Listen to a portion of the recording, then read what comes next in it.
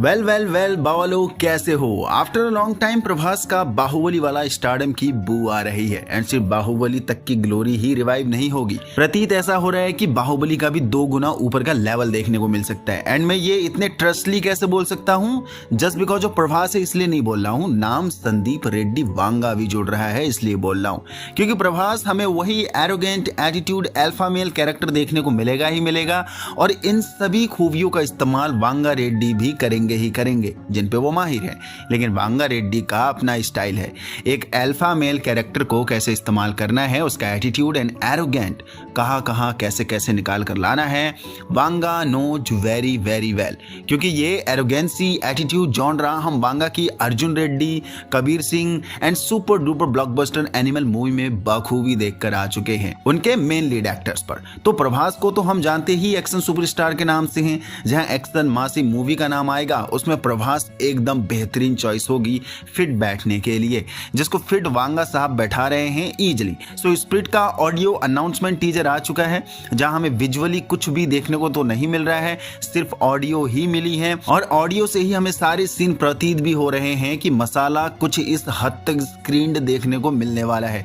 प्रकाश राज एक खड़ूस जेलर के रूप में इंट्रोड्यूस करे जा रहे हैं, जिनकी नजर में कैदी सिर्फ कैदी होता है, भले उसका बैकग्राउंड कुछ भी हो। जबकि प्रभास का कैरेक्टर एक आईपीएस ऑफिसर है जो एकेडमी टॉपर एस्पिरेंट भी रह चुका है, बट प्रकाश राज बहुत ही डिसरिस्पेक्टली प्रभास को ट्रीट कर रहे हैं, जहां एट दी एंड हमें प्रभास का डायलॉग्स भी सुनाई दे रहा है कि I just have one bad habit, but we don't know कि वो क्या बैड हैबिट होगी प्रभास की, जिसकी वजह से आईपीएस ऑफिसर होने के बाद भी उसने इस हद तक वायलेंस मचा दिया कि कानून के रखवाले को ही कानून ने धर दबोच लिया है। क्योंकि एज आईपीएस ऑफिसर प्रभास के पास एडवांटेज है लॉ एंड ऑर्डर को मेंटेन करने के लिए, बट वांगा का कैरेक्टर है तो बाबा ब्रूटली तो ये जाएगा ही जाएगा। और वही वाइब फिलहाल ये अनाउंसमेंट टीजर हमें देकर गया है, जिसमें सिर्फ और सिर्फ ऑडियो डायलॉग ही थे एंड लिटरली गूज बम्स अभी से उठ रहे हैं। ऑल्सो बॉक्स ऑफिस में भी 2 करोड़ के आसपास का नंबर शोर सुनाई दे रहा है गूंज के।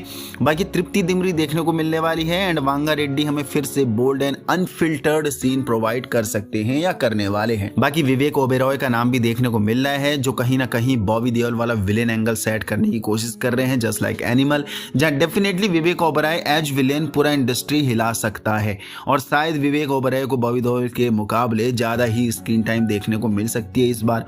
बाकी फिल्मिंग अभी तक चालू नहीं हुई है, जो कि अगले साल 2026 में स्टार्ट होने वाली है। मे बी 2026 के स्टार्टिंग में ही फिल्मिंग चालू हो जाएगी, मे बी मिड तक चालू होगी एंड डेफिनेटली 2027 में हमें ये मूवी देखने को मिल जाएगी। बाकी स्पिरिट का अनाउंसमेंट टीजर भी वैसे ही रिवील करा गया है वांगा ने, जैसे उन्होंने एनिमल मूवी का करा था। एंड एनिमल के चर्चे तो सभी लोग अपने कानों से सुने ही होंगे, आंखों से देखे ही होंगे। बाकी एनिमल का जॉनरा अलग था, जिसमें एक अमीर बाप की बिगड़ी औलाद अपने फैमिली के लिए, खुद के लिए कितना ऑब्सेस्ड है वो सब दिखाया गया था, एक अल्फा मेल कैरेक्टर। यहाँ Prabhas as IPS officer law and order को मेंटेन कर रखने के लिए किस हद तक जा सकता है यही दिखाया जा सकता है या यही देखने को मिलेगा।